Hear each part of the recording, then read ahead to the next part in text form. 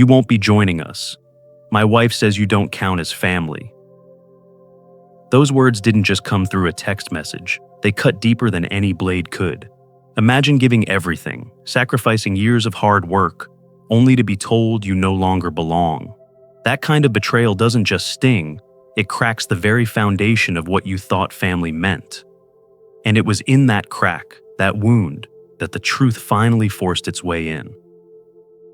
Before we dive into today's story, I recommend you hit that subscribe button and turn on the notification bell, so you never miss a new story filled with drama, resilience, and unexpected twists. If you enjoy this video, type 1 in the comments. If not, type 0 to let me know how I can make better content for you. Now, settle in, get comfortable, and maybe grab your favorite drink, because this is a tale you won't want to miss. Let's get started. I've lived in Spokane my whole life, in the shadow of the pine forests that stretch up toward the northern edge of Washington. The rhythm of my days has slowed since I retired from carpentry, but the scent of sawdust and varnish still lingers in my hands, as if wood has seeped into my skin permanently. My wife, Elaine, used to laugh about that, saying I'd leave this world with oak dust in my veins. She's been gone 3 years now, cancer stealing her from me one long night at Sacred Heart Hospital. Since then, silence has filled the gaps she once occupied. Silence broken only by the whir of my tools, the kettle hissing in the morning, or the occasional call from my son, Jason. Jason is 34 now, married to Brooke, a sharp young woman who works as a mortgage broker. They live a short drive away, but the distance feels longer than miles. I thought if I kept giving, if I poured into their lives the way I once poured into every beam and frame I set in place, maybe the closeness would return. That's why I emptied much of my retirement savings to buy a cabin on Priest Lake for them. It wasn't just a cabin. It was a dream Elaine and I once shared, a place where family could gather every summer, where grandchildren, if they ever came, could chase each other along the shoreline while smoke from the fire pit curled upward into the dusk. When the sale closed, I put the deed into an LLC for protection and wrote Jason and Brooke in as managers. Brooke suggested it would simplify taxes and make it easier to handle bookings if they rented it out. I signed the papers she prepared, including a durable power of attorney she called limited. It allowed her to manage some financial matters for the LLC, just so things would run smoothly. She smiled reassuringly, and I believed her. I wanted to. After all, she was family, and family was supposed to be safe. I spent weeks working on that cabin after handing it over. I replaced the roof shingles myself, climbing ladders even when my knees protested. I installed a gas range in the kitchen, because Brooke said she preferred it to electric. I ordered Adirondack chairs in deep forest green, imagining us sitting together, watching the lake shimmer in the setting sun. Each nail, each stroke of paint felt like I was fastening myself into their lives again, as if effort could bind us as firmly as bolts secure timber. My daily routine revolved around small acts of caretaking. I'd wake before dawn, pour a mug of black coffee, and step onto my porch where the pines whispered against the wind. Some mornings I drove out to the cabin just to check the locks or sweep the porch. I told myself it was maintenance, but deep down I just wanted to feel useful, to stand in the place I had built for them, and believe it meant I still belonged. Inside my own home, the walls carried reminders of Elaine, her quilts folded neatly across the back of the sofa, her photograph smiling down from the mantel. Next to it sat a framed wedding photo of Jason and Brooke, the one where they looked radiant and full of promise. I hung it beside Elaine's picture deliberately, as if lining them up would create continuity, her love flowing through me into the family Jason was building. I didn't want to accept the subtle chill that sometimes slipped into Jason's voice, or the way Brooke's questions about finances always felt a little too practiced. Even so, I told myself I was doing the right thing. Parents give. That's what Elaine would have wanted. She had a soft spot for Jason, always worrying he had it too easy, that he leaned on me more than he should. I brushed her concerns aside back then, convinced that generosity would teach him gratitude. Now, standing alone in my workshop, oiling the hinges of an old cabinet, I sometimes wondered if she had been right. There's a particular kind of quiet that settles in the evenings, when the sun tips low and the air smells of resin. It was during one of those evenings that a thought pressed into me like a splinter. Maybe the very gifts I had given, the house, the cabin, the endless support, were not stitching us together but loosening the seams. Maybe in trying to hold everything, I'd handed away the very power that kept me rooted. I shook off the unease and kept sanding a cedar board until its grain ran smooth beneath my palms. Work was easier than worry, and wood never betrayed anyone. Still, a restlessness lived under my ribs. I had built my life on the belief that family was unbreakable if you kept showing up, kept giving, kept fixing what was cracked. But somewhere in the grain of those long days, a faint line of fracture had already appeared. I couldn't see it clearly yet, but I could feel it, like a creak in the floorboards before the beam gives way. If you're still watching and feel the weight of that first wound, comment number 1 below so I know you're here with me. Let's keep going. The message came in while I was tightening the hinge of an old cabinet in my garage. My phone buzzed on the workbench, the screen lighting up with Jason's name. I wiped the sawdust from my hands and picked it up, expecting some quick request or update about the cabin. Instead, the words glared back at me, cutting sharper than any chisel I'd ever held. You won't be joining us. Brooke prefers its only family. I stared at the text until the letters blurred. My thumb hovered over the screen, but my chest felt tight, my breath shallow. Only family. After all the sacrifices, after pouring my life into their future, I suddenly didn't qualify. My thumb finally pressed out a single word. Okay. I hit send. It was all I could manage. One word that carried every ounce of humiliation, disbelief, and hurt that swirled inside me. A few minutes later, another notification buzzed. Brooke this time. Hope you understand, it's just simpler this way. Polite, smooth, the kind of tone she used when she wanted to close a deal. Simpler, she called it, as though removing me from their lives was a matter of convenience. My hand trembled as I set the phone down on the bench. I wasn't crying, not yet. But something deep inside me shifted, like a beam groaning before it cracks. I looked around the garage. My tools lined the walls in neat rows, each one an extension of decades of work. In the corner sat a cedar box with Elaine's name carved across the lid, a project I'd finished during her last weeks. I remembered her voice, soft but steady, warning me not to make myself too small in Jason's life. I hadn't listened. I thought giving more would mean being loved more. Now, surrounded by wood that never betrayed me, I felt more like an intruder in my own story. That evening, I drove into town and pushed open the heavy door of Timberline, the bar where my friend Marty always sat on the far stool with a beer in hand. He looked up as I slid onto the seat beside him, his eyes narrowing at the sight of my face. I didn't bother with words. I just handed him the phone and let him read the messages himself. His jaw tightened, and for a long moment, he said nothing. Then he set the phone down carefully, like it might shatter. "You been checking your accounts lately, Dan?" he asked, his voice low. I shook my head. Why would I? I trust them. Marty exhaled through his nose, slow and heavy. Boys like Jason don't just wake up cruel one morning. Sometimes they're pushed. Sometimes someone's pulling strings. And Brooke, she's got that look, always calculating. You'd better make sure your name's still where it belongs.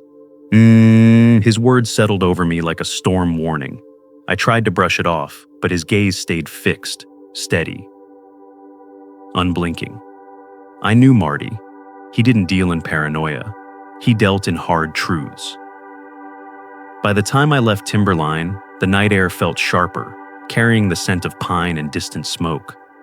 I drove home in silence, replaying every exchange with Jason and Brooke over the past year. Their smiles, their reassurances, their constant talk of simplifying.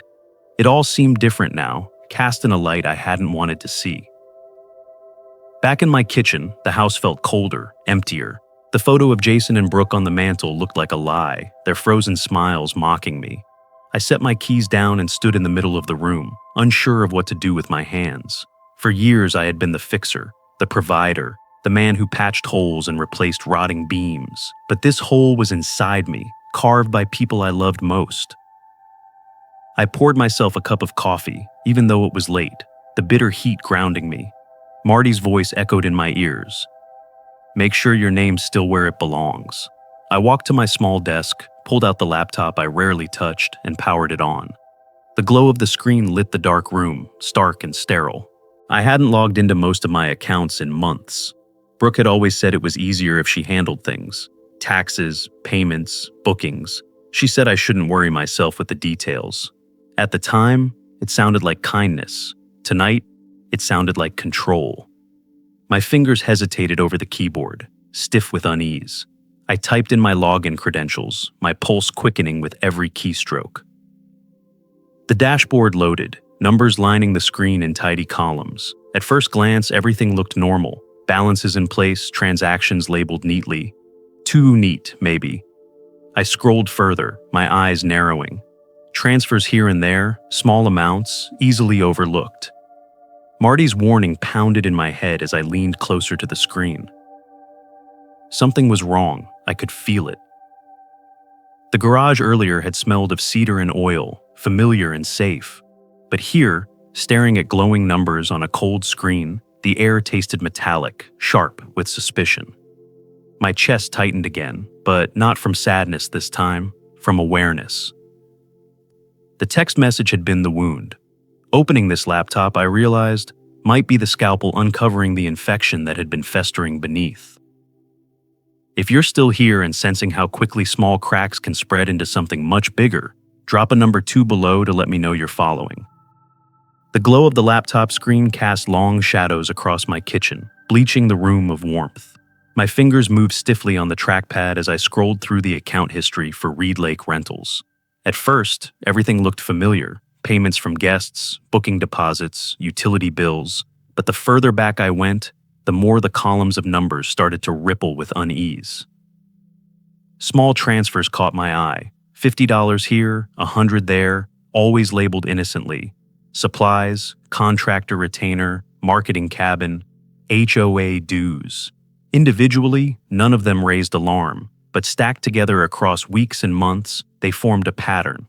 Money was bleeding out of the LLC, diverted in increments just low enough not to scream theft. My pulse quickened as I clicked on one of the transactions. The destination wasn't a vendor I recognized. Instead, it linked to a digital wallet under the name Carter Holdings. Carter, Brooke's maiden name. The air seemed to leave the room, my throat tightened, and for a moment I couldn't breathe. This wasn't some clerical error. This wasn't sloppy bookkeeping. It was deliberate. I opened another statement, then another, tracing the trail with growing dread. Each path curved back to Brooke. I followed links into the payment processor and felt my stomach twist when I saw a secondary user profile attached. Not mine. The email looked almost identical to mine, differing by one single letter. A near-perfect imitation, close enough that I might not notice at a glance. But it wasn't me. It was her. My hands trembled as I dug deeper. On the authorized user page, Brooke's personal credit card was linked directly to the LLC account. Every time guests booked the cabin, every time money flowed in, a portion was siphoned out to cover her personal balances. It was a siphon disguised as convenience, wrapped in the language of simplifying. I pushed back from the table, the chair legs screeching against the hardwood. For years I had told myself to trust her, that she was smart with finances, that she wanted to help. And now, staring at proof on the screen, I realized I had handed her the chisel and let her carve away at everything I'd built. My mind reeled back to the day I signed the power of attorney. I remembered Brooke standing beside me in that cramped office, smiling politely as she slid the forms across the desk. She'd called it a limited POA, just enough to manage taxes and bills. I remembered drawing a line through the sections I didn't agree with, making sure it was narrow in scope. But when I opened the scanned copy in the system now, the lines were gone. The document was pristine, unaltered, as though my pen had never touched the paper. I pressed my palms against my temples. Was it possible I had imagined it? Number. I could still feel the scratch of the pen dragging across the page, my deliberate effort to set boundaries. The version in front of me had been replaced, or altered, or buried. Either way, the effect was the same. Brooke held sweeping authority over my assets. For a long moment, I sat there in the glow of the screen, listening to the refrigerator hum, the tick of the old wall clock, the faint whistle of wind slipping through the eaves. I had always been the man who fixed things, who patched, who made do. But this wasn't a broken beam or a rotting deck board. This was betrayal, clean and quiet, wrapped in paperwork. A cold clarity settled over me. I reached for my phone, snapping photos of every screen, transaction logs, account details, user permissions. Then I saved the documents to an external drive, labeling each file with meticulous care. My heart pounded as though I'd run a mile, but my mind sharpened with each click. Evidence. That was what I needed now. Not tears, not anger, evidence. When I finished, I scrolled to my contacts and tapped the number I hadn't called in years, Harlan Price. He was the attorney who had helped me establish the LLC when I first bought the cabin. A steady, pragmatic man who'd guided me through contracts and bylaws with a voice that never wavered. The line rang once, twice, then clicked. His voicemail picked up, warm and professional. I kept my message short, my voice steady despite the tremor in my chest. Harlan, it's Daniel Reed. I need to see you first thing tomorrow. It's urgent. I set the phone down and leaned back in the chair. The kitchen was dark except for the pale glow of the laptop. I closed the lid gently, as though not to wake something sleeping inside. Then I sat in silence, staring at my own reflection in the window. My face looked older than I remembered, the lines deeper, the eyes harder. I thought of Jason, my son, my only son. Did he know? Was he complicit or simply blind, lulled by Brooke's easy reassurances? The questions circled like crows, but I pushed them aside. There would be time for answers later. For now, the priority was survival, locking down what was left before it slipped completely out of my grasp. When I finally stood, my legs felt unsteady. I turned off the lights and walked slowly to the bedroom, the creak of the floorboards echoing louder than usual. I lay awake for hours, eyes fixed on the ceiling, heart pounding. But beneath the fear, beneath the sting of betrayal, something else stirred. A resolve I hadn't felt in years. By dawn, I knew one thing with certainty. This was no longer about being left off a family vacation. This was a war for everything I had left. If you're still watching and the tension is hitting you as hard as it hit me, type number 3 in the comments, so I know you haven't looked away. Morning light spilled across the dashboard as I drove into town, my stomach twisted into knots. The folder on the passenger seat was stuffed with printouts and screenshots, each page screaming betrayal in black and white. I pulled into the parking lot of Price & Associates, the law office tucked into a brick building that smelled faintly of cedar when I walked through the door. Harlan Price had aged since I last saw him, but his handshake was as firm as ever. He motioned me into his office, a room lined with legal books and a framed fly fishing photo behind his desk. "Daniel," he said, settling into his chair, "what brings you in so early?" I slid the folder across his desk. "This," I answered simply. He opened it, flipping through the documents with a practiced eye. I watched his expression tighten with each page. First the transfers to Carter Holdings, then the linked secondary email, then the altered POA. His lips pressed into a thin line as he set the papers down and folded his hands. "This isn't good," he said finally. "The transactions suggest a pattern of financial abuse. And this power of attorney," he held up the scan, "this doesn't look like what you've described signing. If you had drawn lines to limit scope, and they're missing here, then either the document was replaced or modified after the fact." And I leaned forward. "So we can prove it's fraud?" He sighed, tapping the paper. "That's the challenge. Courts treat notarized documents as valid unless there is clear evidence of tampering. She could claim you signed willingly, that you gave verbal consent. Without a copy of your original with the markings, it's your word against hers. Still, this isn't hopeless. You've already taken the first step by preserving digital evidence." His calm tone steadied me, but it didn't erase the weight in my chest. I rubbed my thumb against the callus on my palm, wishing this were as simple as fixing a broken joint in a chair. Legal woodwork wasn't something I knew how to cut. "What do we do now?" I asked. "We start by freezing ground beneath her feet," Harlan replied. "I'll contact the bank, flag every account tied to your name, and restrict transactions pending your personal authorization. That will buy us time, but you should also consider hiring a forensic accountant or investigator. We need a clean trail, something indisputable." I nodded, though unease coiled in my gut. "And the cabin?" He hesitated, then pulled another folder from his own desk.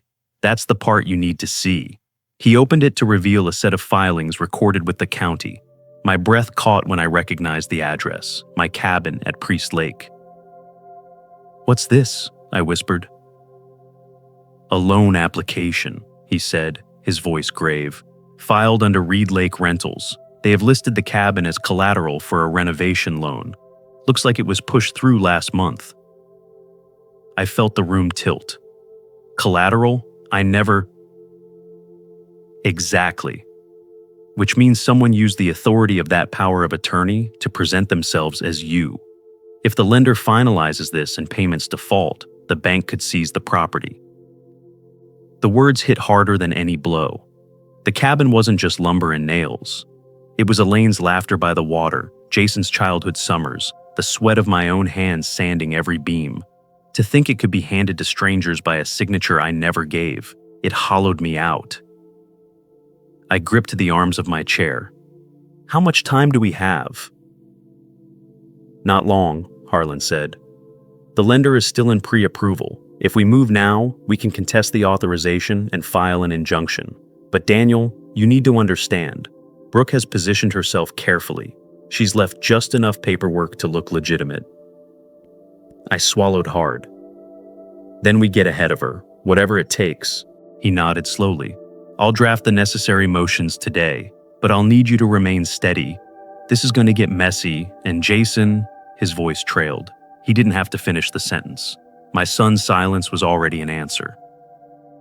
We spent the next hour combing through details, Harlan outlining steps, filing notices with the bank, preparing affidavits, contacting a financial investigator he trusted. I scribbled notes, though most of the legal language swam beyond my understanding. What mattered was momentum. For the first time, I wasn't sitting in silence. I was fighting back. When I finally stepped out of the office, the midday sun felt harsher than usual. Cars rushed by on the street, people carried on with their lunches and errands, oblivious to the storm boiling in my life. I paused on the steps, breathing deeply. My knees trembled, but a strange steadiness hummed beneath the fear. The battle ahead would test me in ways I had never imagined. But walking back to my truck, I understood something.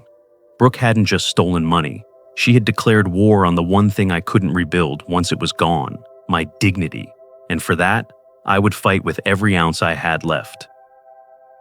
If you're still here and can feel how the betrayal is only beginning to unfold, comment number 4 below, so I know you're holding on with me. By the time I got home from Harlan's office, the weight of the day pressed on me like a slab of concrete. I set my folder of documents on the kitchen table and sat staring at the grain of the wood, tracing the scars and scratches left behind by decades of meals, homework sessions, and long nights with Elaine. That table had carried so much life, but tonight it felt like the war room of a battle I hadn't chosen. I opened my laptop again, combing through the files Harlan had copied for me. Each click revealed something uglier, something more brazen. Brooke had filed a second set of loan applications in my name, this time under an expedited renovation plan. She intended to push the bank into final approval before the week was out.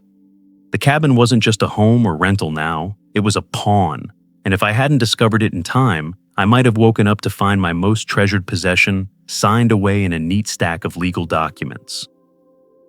I leaned back in my chair, my fists clenched. Was Jason blind to this, or did he know and simply not care?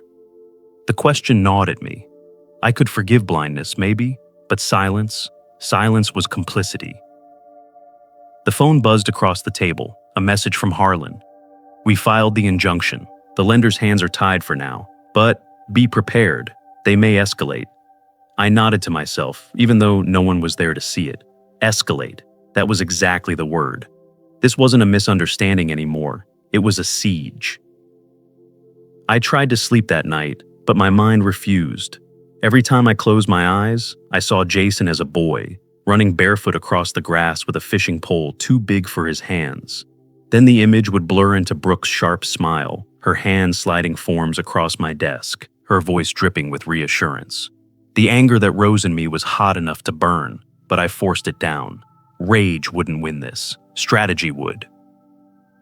At 3 a.m, the silence of the house cracked with a sharp thunk at my front door. I froze, then rose slowly, heart pounding in my chest. When I opened the door, the street was empty except for the faint glow of a street lamp, but on the floor lay a plain envelope. I carried it inside, the paper trembling slightly in my hand. Inside were neatly printed documents, stapled and tabbed. At first glance, they looked like routine estate planning forms, but buried in the fine print was language that chilled my blood. It granted Brooke permanent and irrevocable control over my medical, financial, and property decisions. Everything. The kind of document that could erase me while I was still alive. On top of the stack, in Brooke's tidy handwriting, was a note. Sign this, and everything will stay simple. I set the papers down on the table, staring at them as though they might sprout teeth. This was no longer quiet manipulation. This was open war, delivered right to my doorstep. She wanted me erased legally, politely, wrapped in clean white paper. A few hours later, the investigator Harlan had recommended called me. His voice was clipped, professional, but I could hear the weight in it. "Mr. Reed," he said, "I've found something you need to know. There's another account in your name, opened 3 months ago. Funds have been funneled into it from your LLC and then transferred into a private investment account under the name Carter."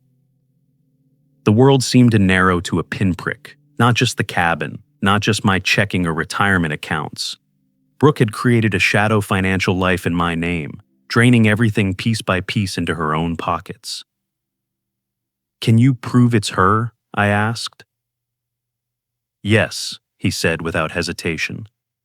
"Her signature, her email trail, even her login credentials show up in the metadata. This isn't sloppy, it's deliberate." I thanked him, though my voice felt hollow in my throat. Proof was good. Proof meant leverage, but proof also meant I had to face the reality. Brooke wasn't just greedy, she was systematic, and Jason, whether blind or willful, had let her drag him into it. I hung up, sat back down at the table, and stared at the envelope again. My hands curled around it, knuckles white. For the first time in years, I felt the sharp edge of resolve cut through the fog of grief and hesitation that had ruled my life since Elaine died. "If they want to fight," I whispered into the empty room, my voice steady as stone, "they'll get one." The night pressed against the windows, thick and silent. But inside, something in me had shifted for good. I was no longer the father begging for a place at the table, the widower pouring everything into others just to be seen. I was a man who had built with his hands, who knew how to shore up a foundation before it collapsed. And this was just another foundation in need of repair. I gathered the papers, slid them back into the envelope, and set it aside like a piece of evidence. Tomorrow I would return it to Harlan, one more nail in the case we were building. They had underestimated me for the last time. The envelope Brooke had slid under my door still sat on the corner of my table, a silent dare.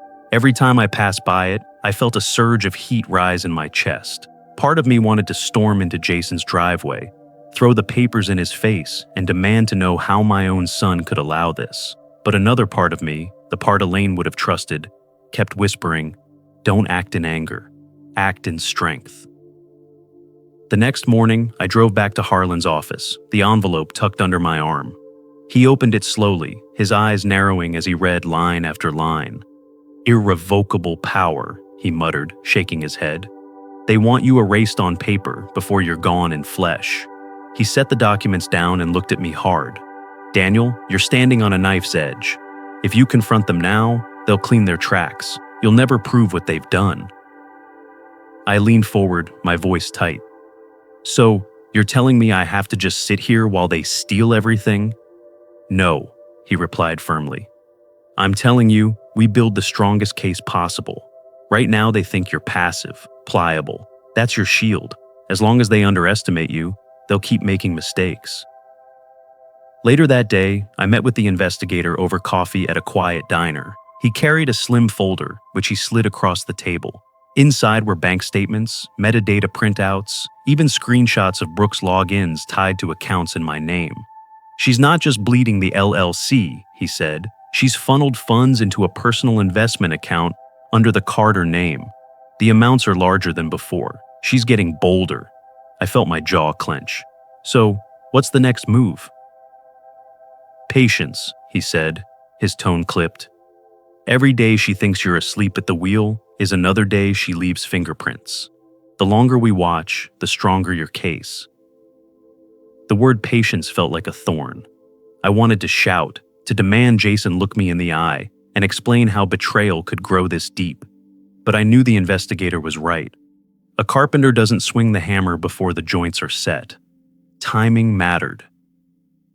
That night, as I sat in my recliner staring at the fading photo of Elaine on the mantle, the phone rang.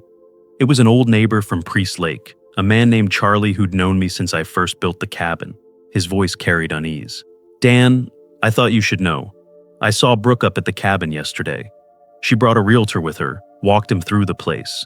They were taking photos, talking about market value. She told him they were preparing to sell." For a moment, my vision blurred. Sell. Not just borrow against it, not just bleed it dry, but sell it outright.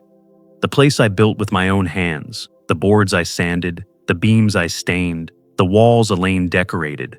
It was being treated like a disposable asset. "Are you sure?" I asked, though I already trusted him. I saw it with my own eyes.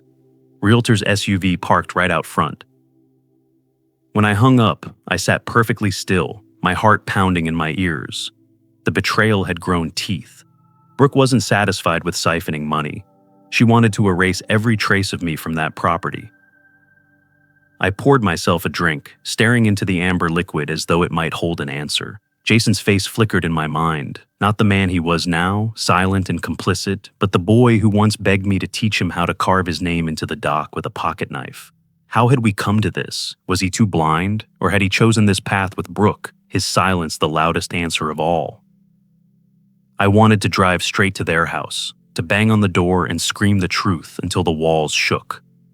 But I could hear Harlan's voice, calm and steady. "If you confront them now, they'll erase the trail." I could hear the investigator's clipped moan. "The longer they think you're weak, the stronger your evidence becomes." I sat there until the drink was warm in my hand, then set it aside. I walked to the window, staring out at the dark street. My reflection looked back at me, hard and unfamiliar, but resolved. The choice was clear, even if it tore at me. I wouldn't scream. I wouldn't storm into Jason's driveway or hurl accusations into the night. I would let them think I was beaten, let them think I was small, let them tighten their own noose with every document they forged and every dollar they stole. "I won't scream," I whispered, the words tasting like steel. "I'll let them believe I'm weak. And then, I'll take it all back." The house was silent around me, but inside I felt a shift. For the first time, anger wasn't ruling me. Strategy was. If you're still watching and realize how every choice can turn into a turning point, type number 6 in the comments so I know you're standing strong with me. The days that followed felt like walking a tightrope over open water. Outwardly, I carried myself the same as always, quiet, solitary, the old widower tinkering in his garage. But underneath, every nerve was lit, waiting for the next move Brooke and Jason would make. By keeping silent, I had given them the illusion of victory, and illusions make people reckless. Harlan called me one morning with his voice taut. "Daniel, we've secured an injunction that stalls the loan application for now, but listen carefully. The lender hasn't withdrawn completely. The cabin is still flagged as collateral in their system. If we don't build airtight evidence, they'll move forward the moment this temporary order expires." I gripped the phone tighter. "So, we're on borrowed time." "Exactly," he said. "You need to be prepared for them to push harder. And we need something undeniable, something that ties Brooke's hand directly to the fraud."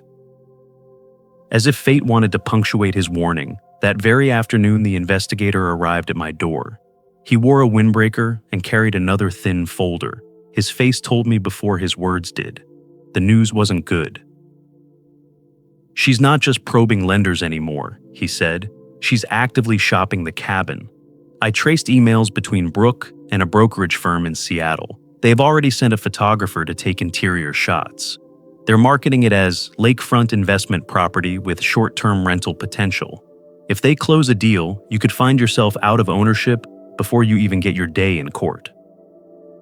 For a moment, I thought the air had been sucked from the room. I pictured the cabin, the pine boards I'd sanded until my hands blistered, the dock where Jason caught his first fish, Elaine sitting on the porch swing with her book. That place was a cathedral of our family's history, and now, in glossy photos on some stranger's desk, it was just square footage and investment potential. I forced my voice steady. "So they're planning to sell it outright." The investigator nodded. "That's where the trail points. But their arrogance is our advantage. Every email, every listing photo, every document they file adds to our case. We just have to let them hang themselves with it." That night, I sat in the garage surrounded by the smell of cedar and sawdust. On the workbench lay the old carving knife I once handed to Jason when he was 10, teaching him to whittle his first initials into a block of pine.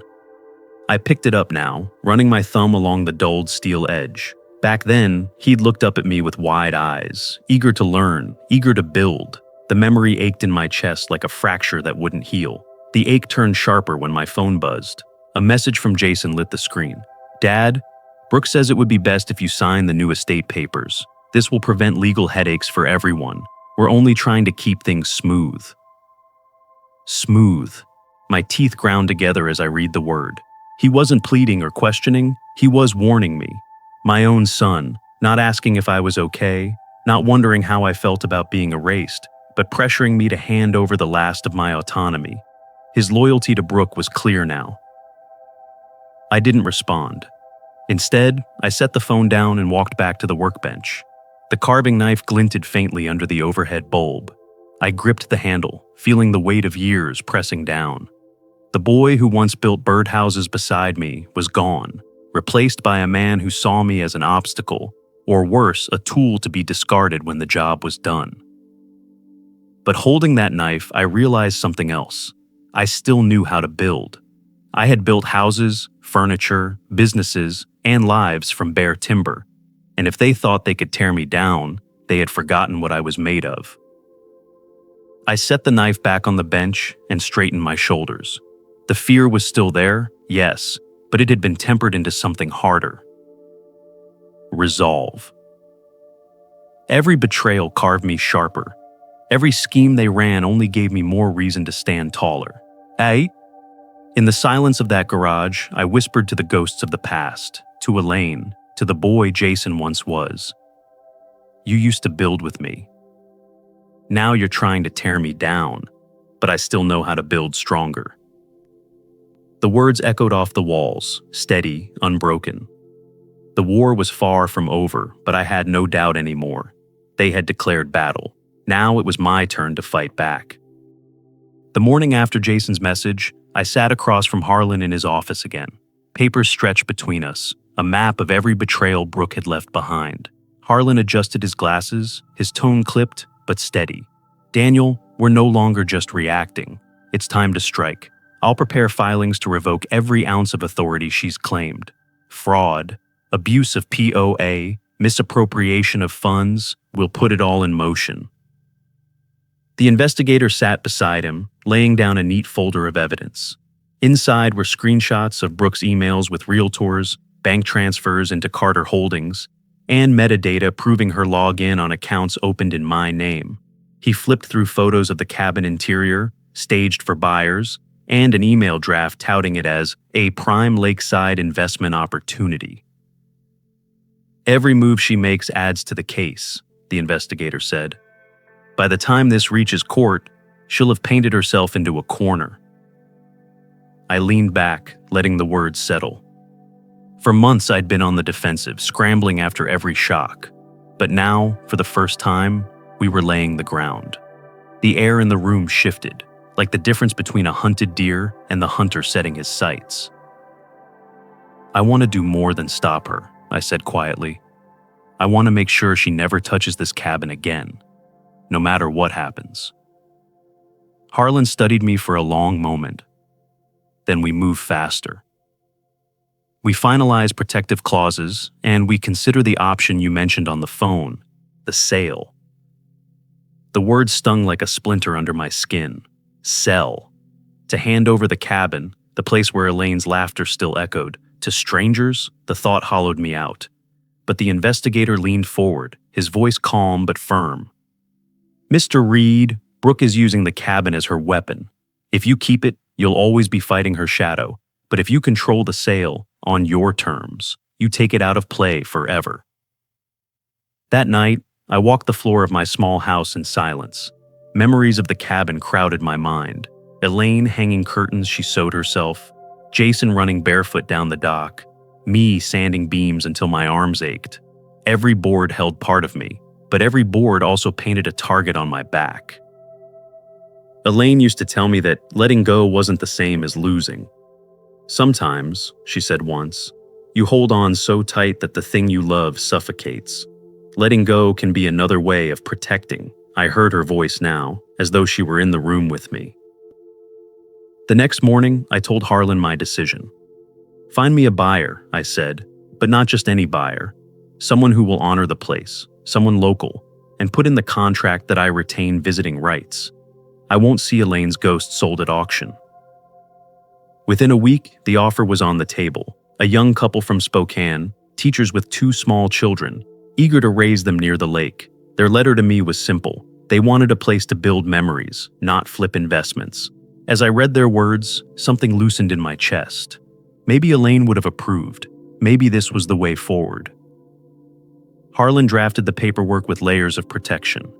The sale would be clean, final, and shielded from Brooke's interference. The proceeds would move into a trust only I could access, locked with ironclad clauses. The contract even stipulated my right to visit the cabin, to sit on the porch I built, to touch the cedar beams once more. Signing the documents felt like dragging a blade across old scar tissue. My pen hovered over the page, my hand steady but heavy. Each stroke carried decades of sacrifice, laughter, grief, and betrayal. But as the ink dried, I felt something unexpected, relief. The weight of the battle over the cabin was gone.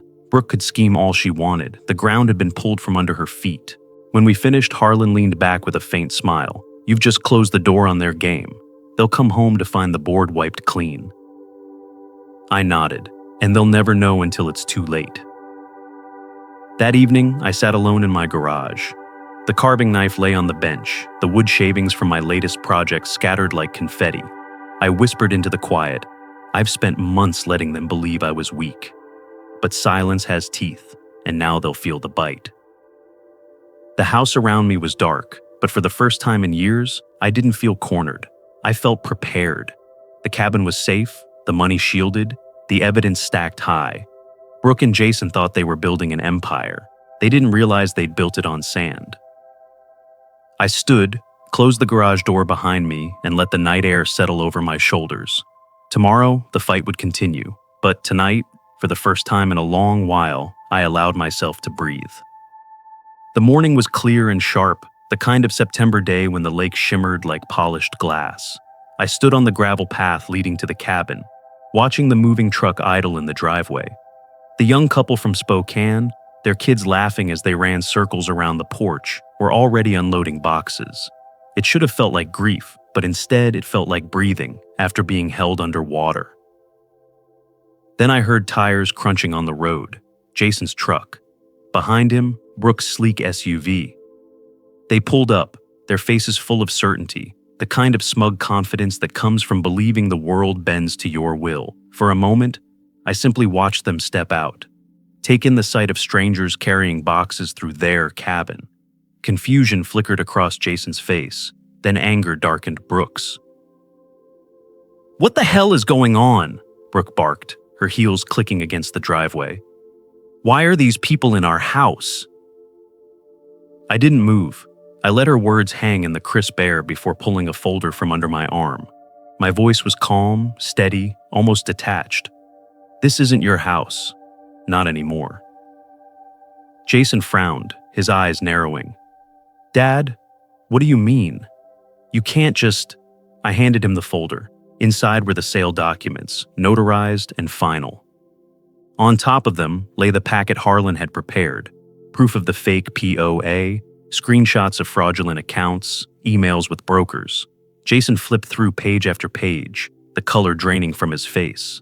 Brooke leaned over his shoulder, her eyes scanning, her mouth twisting tighter with each line. "You sold it?" Jason finally whispered. "I protected it," I corrected. "From you. From her. From the lies you both wrapped around me." Brooke snapped the folder shut and jabbed a finger at me. "This is illegal. You had no right." "Illegal," I almost laughed. "Coming from the woman who forged my signature, siphoned my accounts, and tried to sell what you never owned? No, Brooke. What I did was lawful. What you did was criminal." Jason's head dropped, his hands trembling as he held the evidence. Brooke, however, wasn't ready to yield. She turned on him, her voice sharp. "Don't you dare fall for this. He's manipulating you. He's twisting everything." Jason didn't answer. He just kept staring at the papers, his silence louder than any defense. The investigator stepped out from behind me then, a quiet presence with his camera bag slung over his shoulder. He gave a small nod, confirming every document was on record. Brooke's eyes darted between him and me, and for the first time I saw a crack in her armor. She realized the net had been pulled tight, and there was no slipping free. Jason finally looked up at me, his eyes full of something I hadn't seen in years, regret. "Dad, I didn't know it was this bad." I held his gaze, steady and unflinching. "You knew enough to stay silent. Silence is a choice." Brooke's composure shattered. She threw the folder onto the ground, pages scattering across the gravel. "You think this is over? You think you can just walk away and leave us with nothing?" she shouted, her voice shrill, raw with fury. I felt no anger, no need to match her volume. My voice was quiet, almost tender. "I already left you everything that mattered. Trust, family, a place at my table. You gambled with it all, and you lost." The young couple paused in their unpacking, watching the scene unfold from the porch. The children clutched their parents' hands, wide-eyed. For their sake, I ended it there. I turned my back to Jason and Brooke, leaving their anger and confusion behind me. As I walked down the path, I caught sight of the kids racing up the cabin steps, their laughter ringing out like a promise. It was a new beginning for the cabin, free of schemes, free of betrayal. Behind me, Brooke cursed and Jason stood frozen, the weight of his choices settling on his shoulders, but I didn't look back. The cabin wasn't mine anymore, but what I carried away was far more valuable: my dignity, my freedom, and the knowledge that I hadn't let them strip me bare. For the first time in a long while, I felt light. I wasn't shackled to grief or betrayal. I was simply a man walking forward, leaving behind the ruins of others' greed. In the quiet aftermath of it all, I came to realize that the story I had lived was not simply about betrayal, nor was it only about money or property. It was about trust, about dignity, about the fragile threads that hold together the idea of family. When those threads are pulled apart, one is left with the raw decision of whether to remain broken or to weave something stronger from the pieces. I once believed that love alone was enough to sustain bonds, that years of sacrifice would stand as proof of devotion, and that silence was the way to keep peace. But silence is never neutral. It either nurtures or it corrodes, and in my case, silence had become the soil where manipulation grew. Only when I chose to break it did I begin to understand the true meaning of strength. There is a harsh truth in discovering that the people you give everything to may be the very ones who strip you bare. Yet that truth is not the end. It can become the beginning. For every betrayal carries within it a hidden gift, the chance to reclaim yourself, to see where you had allowed your boundaries to erode, and to learn that dignity is not something that can be gifted or stolen. It must be chosen, held, and defended. What I faced was not uncommon. Many who grow older fall into the trap of thinking they must buy their place at the table, believing generosity will guarantee belonging. But family, real family, is never bought. It exists in respect, in loyalty, in the simple act of showing up without expectation. When respect is gone, all that remains is transaction, and no transaction can ever replace love. In the long nights when I wrestled with anger, I thought revenge would bring peace. But revenge is a shallow river. It may quench your thirst for a moment, but it leaves you dry again. What I found instead was protection. And protection is rooted not in striking back, but in standing firm. I did not need to destroy anyone. I only needed to stop letting them destroy me. If there is one truth I would tell anyone walking a similar road, it is this: never confuse being needed with being valued. The two are not the same. People may need your resources, your time, your willingness to bend, but value comes from who you are, not from what you provide. Once you see that distinction, you can stop mistaking dependency for love. And so I let go. I let go of the house that had once symbolized my devotion, the bank accounts that had been drained by ungrateful hands, the illusions that kept me chained to a false sense of family. In that letting go, I did not lose.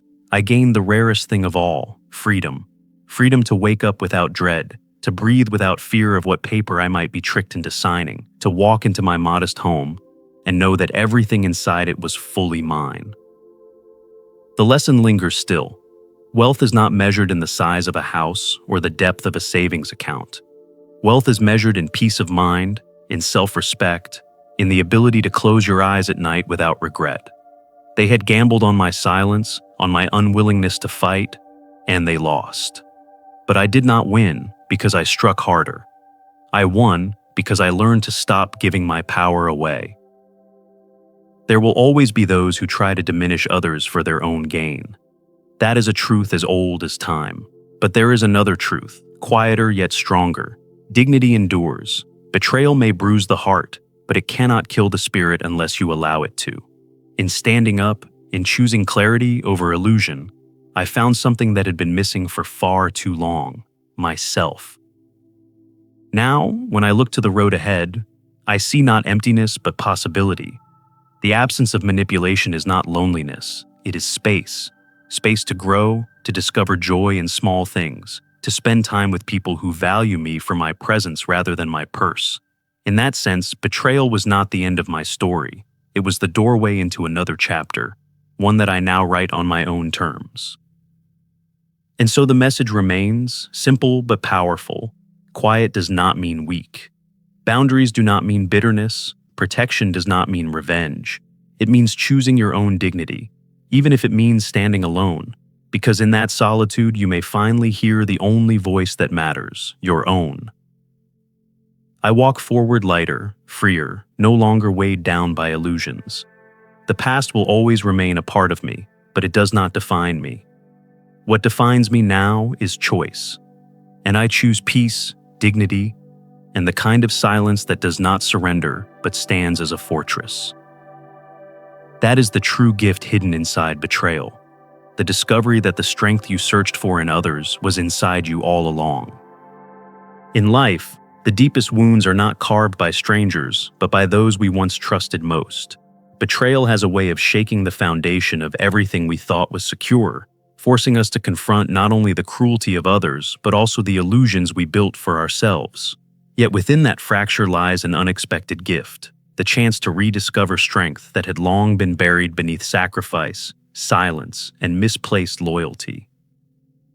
The true measure of freedom is not found in wealth or possessions, but in the ability to live without fear of being diminished. Sometimes the hardest lesson to learn is that being needed is not the same as being valued, and that giving endlessly does not guarantee love in return. When respect is absent, no amount of devotion can fill the void. What remains then is the choice: to keep surrendering pieces of ourselves or to step back and reclaim the dignity that was never meant to be compromised. Silence, once mistaken for weakness, can become a shield. Boundaries, once feared as walls, can become the foundation of peace. And letting go, though it may feel like loss, often reveals itself as liberation. In choosing to protect ourselves, we are not turning away from love. We are turning towards self-respect, which is the truest form of love we can ever hold. In the end, every betrayal is also an invitation to grow wiser, to see more clearly, and to step into a life that honors our worth. And while scars remain, they do not bind us. They remind us of what we have survived and of the quiet power we carry to begin again. These turning points remind us that setting boundaries and valuing ourselves is not just an act of courage, it's the foundation of living with dignity. Now, I'd love to hear from you. What's one lesson from this story that you feel connected to, and how will you apply it in your own life? Let's grow together by sharing our thoughts. If this story resonated with you, drop a 1 in the comments. If not, feel free to leave a 0. Your feedback helps us improve. And don't forget to like, share, and subscribe for more stories that touch the heart and spark reflection. Thank you for watching. And here's to living life with strength, honesty, and authenticity.